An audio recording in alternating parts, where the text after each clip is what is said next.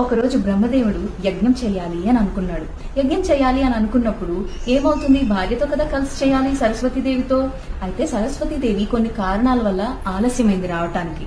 అప్పుడు వెంటనే బ్రహ్మదేవుడు ఆలస్యం చేయకూడదు అని ఒక బాలికని సృష్టించాడనమాట.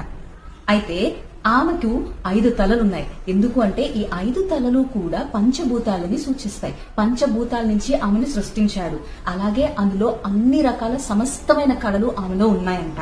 అలా సృష్టించి ఆ యజ్ఞాన్ని పూర్తి చేశాడు. మరి సరస్వతీదేవికి కోపం వస్తుంది కదా, అదేంటి నా స్థానంలో ఇంకొకళ్ళు ఉండడం అనేది, మరి పాజిటివ్నెస్ అనేది కామన్ కదా ఎవరికైనా.